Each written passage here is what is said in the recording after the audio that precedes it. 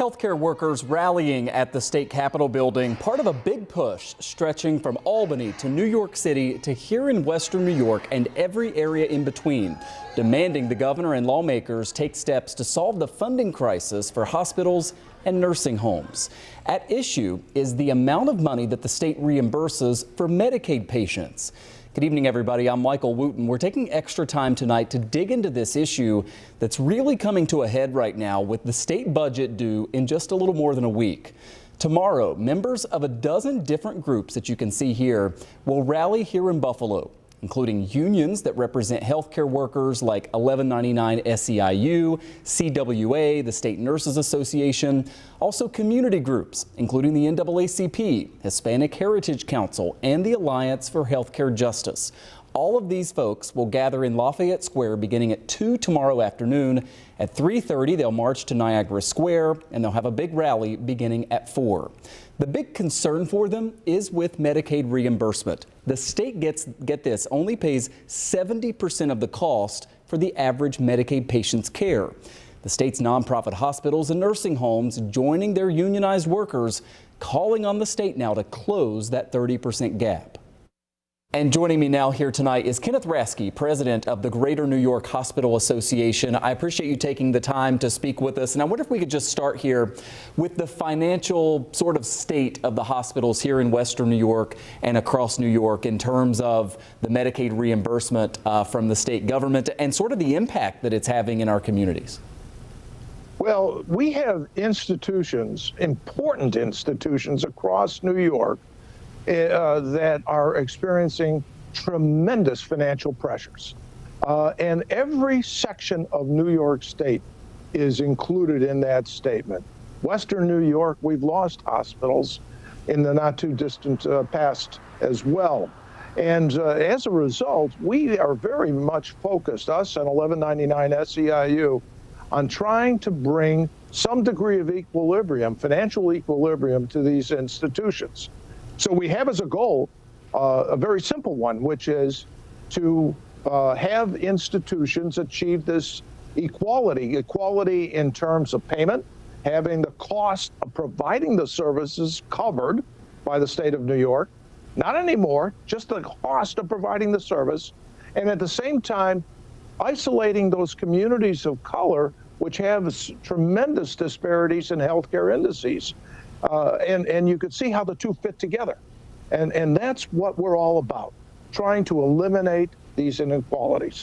You have this big rally tomorrow, and it is interesting. The Hospital Association, of which you're a part, with Labor, SEIU, both calling on the state to increase the reimbursement rate. What specifically do you hope to achieve tomorrow as we're now really in the thick of these budget negotiations in Albany? Yeah, we sure are in the thick of it. What we hope to achieve is getting greater public awareness to what the issues are. We know the people are with us. We know that people want to eliminate these disparities in healthcare outcomes among our Black and brown communities. We also know that people believe in fairness and that the hospital should at least be paid the cost of providing the care. So the two really fit together as well. The problem is getting the word out. And that's really what we're trying to do tomorrow. And thank goodness for the good people of Buffalo. Many will be joining us, and they will be marching and arm in arm to try to highlight the importance of solving these two issues. These are not like moonshots. These are soluble problems that we can handle. And by the way, we're talking about a 4-year plan that we presented to the government and the governor. And we understand that this can take a period of time. So we have this plan, and now it's for the government to agree with it and adopt it. We, just so everybody understands, because people don't follow this as closely as you or I do, the way the budget process works, we got the governor's proposal a while back. We now have the one-house budgets from the Assembly and the Senate. Did that bring you any bit of confidence that this may get better when you got those two budgets? Well, I want to thank the members of the Senate and the Assembly. Both leaders were terrific in responding to the issues which we've laid out, us and the union. Their so-called one-house bills really go after the heart of the problem, trying to achieve the elimination of these disparities over a period of time with the initiation of a down payment this year. So we're very grateful and thankful for the legislative leadership and the rank and file in both the Senate and Assembly for putting forward these bills. But it's a negotiation. It's a process, and we'll have to see where and how far they can get with making the case to the governor for her to adopt these very same principles. Finally, and I hate to always ask about worst case scenarios, but it's important everybody understand the stakes here. What happens if the state of New York continues not to increase the reimbursement rate? What is the worst case scenario at our hospitals?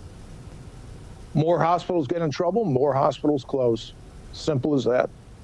Confident we can avoid that? I hope so. It's my personal goal, my professional goal, is to make sure that every New Yorker gets the finest health care that she or he deserves. Kenneth Raske, president of the Greater New York Hospital Association, again ahead of this rally tomorrow. We'll be following it, sir. Thank you for coming on. Well, thank you, sir.